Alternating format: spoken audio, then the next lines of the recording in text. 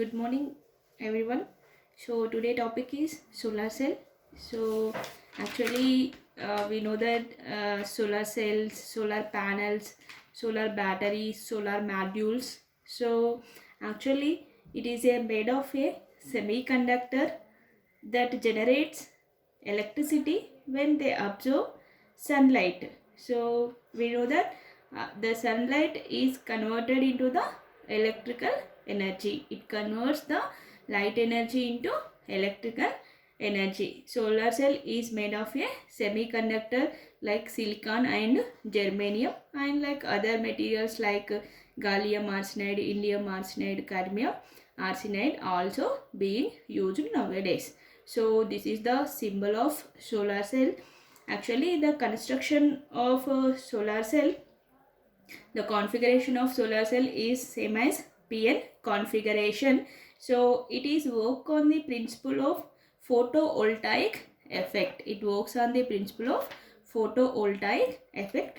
Photovoltaic effect means when the light or sunlight incident on PN junction, a potential gets developed across the junction. So this potential is capable of driving a current through the circuit. When the sunlight is incident on the PN junction, a potential gets developed across the junction.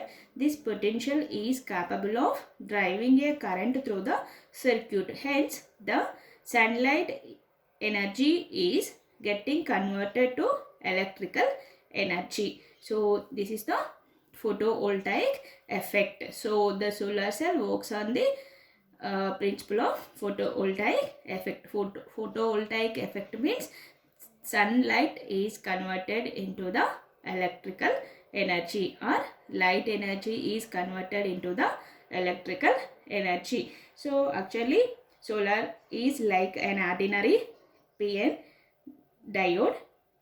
It consists of silicon and germanium PN junction with a glass window on the top surface of the p-type material. So here the top on the top surface of the p-type material there is a glass window. So here the p-type is made very thin and wide. So actually this p-type is made very thin, so that the incident light photon may easily reach to the PN junction. So here the p-type nickel plated ring around the p layer act as a positive terminal, that is like anode, and here the at the bottom there is a metal contact. It is act as a cathode or negative output terminal. So here the glass window is placed on the top surface of the device in order to gather maximum incident radiation. So here these metal contacts are act as a actually they are good conductors. These metal contacts are provided, they are good conductors and absorbs the released electrons easily in order to produce or provide proper conduction. So we know that it is essentially consist of a silicon PN junction diode. Silicon PN junction diode.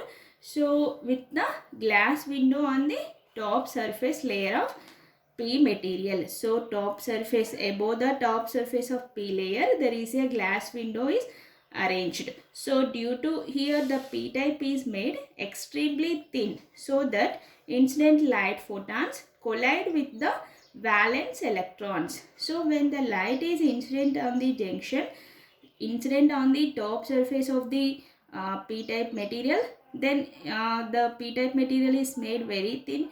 Due to this the entering energy is easily penetrate into the PN junction and collide with the valence electrons and transfer energy to them. So then the valence electrons gets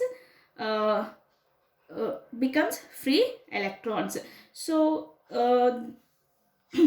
In this way, free electrons and holes are generated on the both sides of the junction. When the sun energy, actually sunlight emits the energy in the form of waves. So actually these waves having the wavelength in different, so from ultraviolet waves to infrared waves, so these are having wavelength. So some particular wavelength of waves penetrate into the junction and transfer their energy to the atoms. Then the electrons and holes are separated from the junction.